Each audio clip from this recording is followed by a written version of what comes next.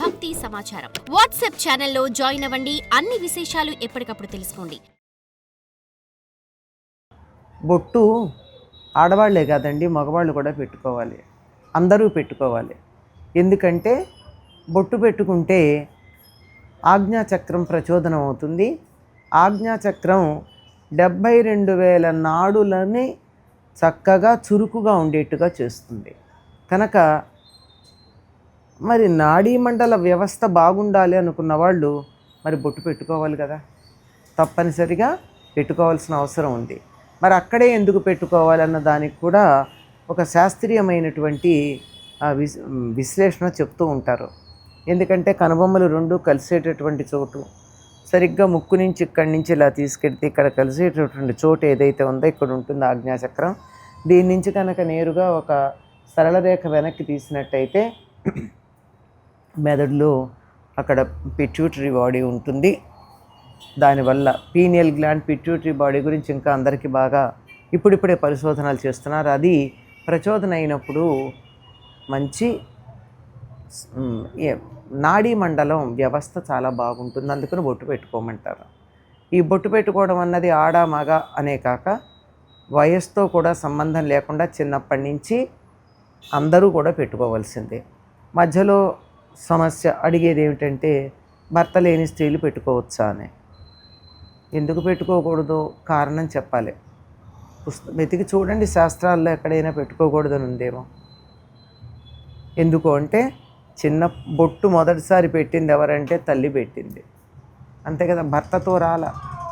అందువల్ల భర్తతో దాన్ని తీసేయాల్సినటువంటి పని లేదు అని చాలామంది అంటారు. అది ఎందుకో హేతుబద్ధంగా అనిపిస్తుంది. ఎందుకంటే ఎక్కడా కూడా మనకి దీనికి సంబంధించినటువంటి విధి నిషేధాలు ఎక్కడా కనపడవు. తిలకధారణం చెయ్యాలనే ఉంది తప్ప వీళ్ళు పెట్టుకోవచ్చు వాళ్ళు పెట్టుకోకూడదని నియమం లేదు. జడ అందరూ వేసుకోవాలమ్మా. ఒకప్పుడు మగవాళ్ళు కూడా జుట్టు కత్తిరించుకునేవారు కాదు. సుమారుగా 250-300 ఏళ్ల క్రితం దాకా మగవాళ్ళందరికీ కూడా జుట్టు ఉండేది. ప్రాచీన శిల్పాల్లో చూస్తే మగవాళ్ళందరూ ముడులు వేసుకున్నట్టు జడలు వేసుకున్నట్టే కనపడుతుంది, మగవాళ్ళు కూడా. అయితే ఆంగ్లేయుల పరిపాలన ఇత్యాదుల కారణంగా వాళ్ళు కత్తిరించుకున్నారు. ఆడపిల్లలు 200 ఏళ్ళ ఆలస్యంగా కత్తిరించుకున్నారు అంతే.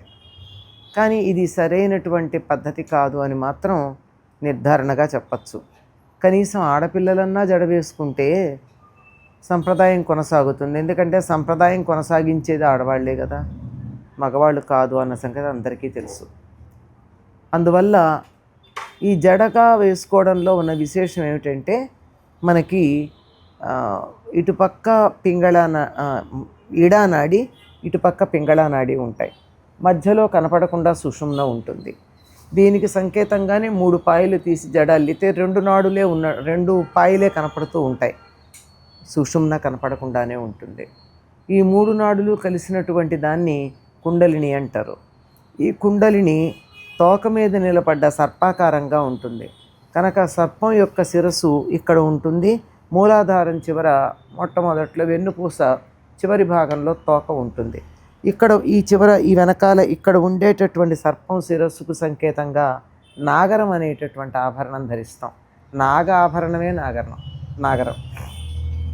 ఇటుపక్క నాగరం, ఇటుపక్కనేమో చంద్రుడు, ఇటుపక్క సూర్యుడు. ఇప్పటికీ కూడా నృత్యం చేసేవాళ్ళు తప్పనిసరిగా అవి ధరిస్తూ ఉంటారు.